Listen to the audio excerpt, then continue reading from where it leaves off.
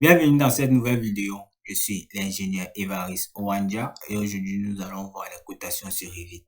Avant de commencer, lâchez un pouce bleu et abonnez-vous pour plus de vidéos édifiantes. Revit nous permet en fait de mettre des cotations sur nos dessins. Pour le faire, il suffit juste soit d'aller dans le menu rapide, de choisir cotation alignée, soit d'utiliser le raccourci DI, vous pouvez le voir, DI. Soit de venir dans le menu annoter et de choisir aligner le type de cotation, soit aligné, soit linéaire, soit angulaire, radial, diamètre, longueur d'arc, code d'élévation, code de coordonnées, code d'inclinaison. Donc vous choisissez en fait votre code et puis vous pouvez le voir, vous pouvez ici changer les codes, les différentes codes ici là. Donc ayant choisi notre code, une barre de menu va apparaître ici là, qui va nous permettre en fait de pouvoir côté suivant l'axe du mur, la face du mur, l'axe du porteur et la face du porteur. Si l'axe du mur correspond à choisir en fait l'axe de chacun de nos murs, vous pouvez le voir. Ce sont nos axes du mur qui sont choisis. Et puis vous venez, vous tirez, vous venez mettre là. Si vous choisissez par exemple face du mur, ce sont les lignes intermédiaires qui vont apparaître. Vous pouvez le voir. On va choisir là. On va venir aussi ici. On va choisir. Et donc, on va axe du porteur. En fait, la même chose.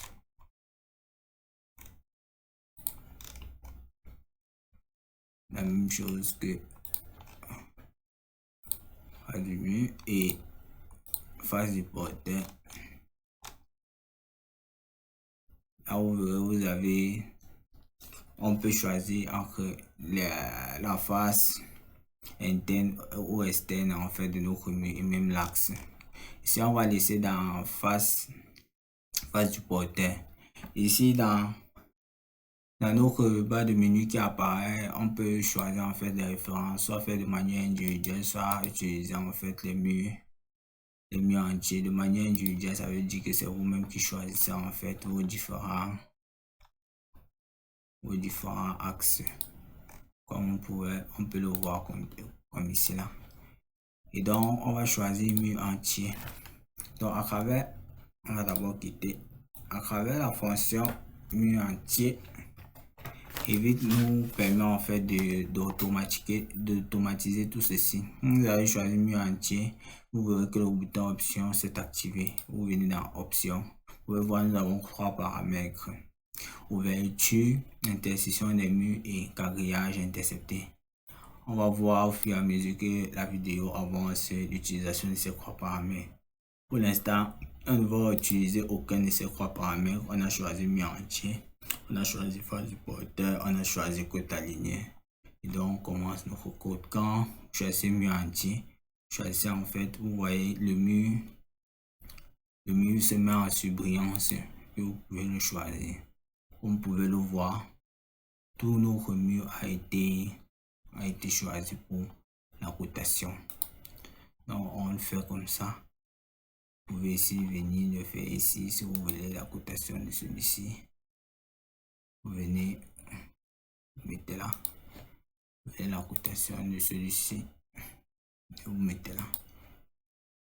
Donc, suivant le mur que ça va mettre en surbrillance, vous pourrez en fait choisir le mur en question et mettre vos cotations. Maintenant, si c'est que vous voulez en fait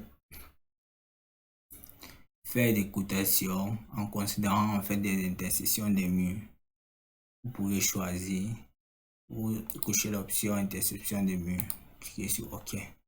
Et puis quand vous allez choisir ce mur-ci, où il y aura chacune des intersections, vous pouvez le voir, les codes vont apparaître. OK.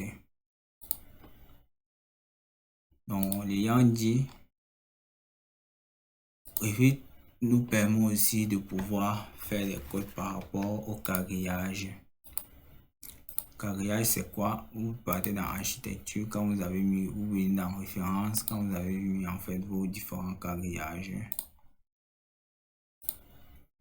Vous pouvez faire des cotations par rapport au quadrillage, différents quadrillages de votre dessin. Donc quand vous avez mis comme ça, on vient d'annoter, on vient d'aligner. Et puis, on sélectionne l'option quadrillage. On met sur OK, on choisit notre mur. Comme vous pouvez le voir, notre cotation a bel et bien été prise en compte.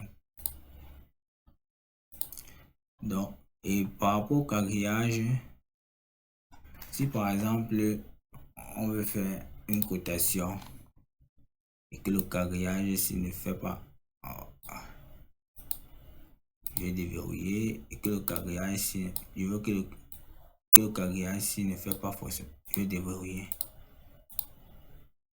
Déverrouiller.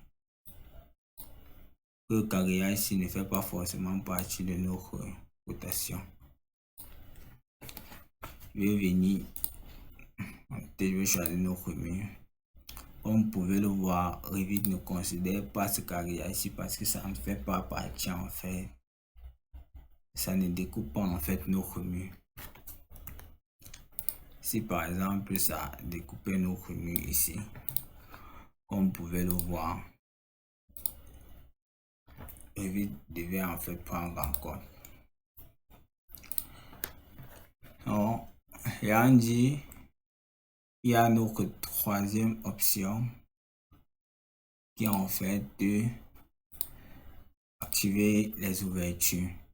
Quand vous mettez à activer les ouvertures, en fait, Revit va maintenant prendre en compte les ouvertures qui sont les portes ou bien les fenêtres qui se trouvent dans votre mur. Soit il va les annoter de manière à choisir les centres ou les annoter à partir de leurs limites. Alors, on prend d'abord à partir de leurs centres. Comme vous pouvez le voir, vous choisissez votre mur et vous voyez vos cotations apparaissent immédiatement. Et là, on va changer, on va choisir largeur et puis on va mettre complètement la cotation.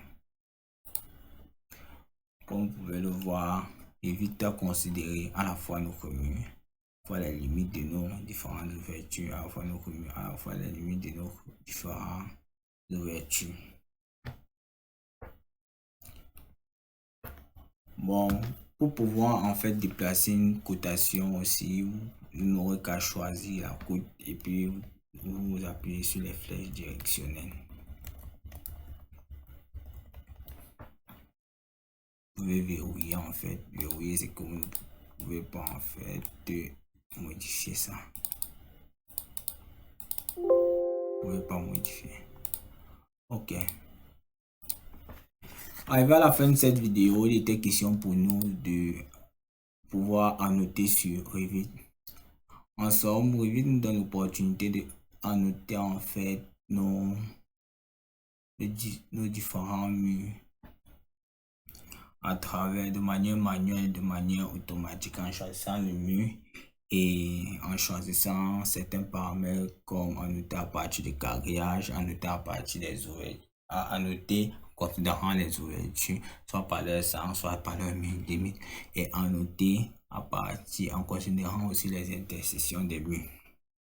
N'oubliez pas de liker et de vous abonner pour plus de contenu édifiant. Pour toute incompréhension, difficulté ou question, veuillez laisser en commentaire. Merci pour votre aimable attention et à très bientôt pour une nouvelle vidéo. Ciao.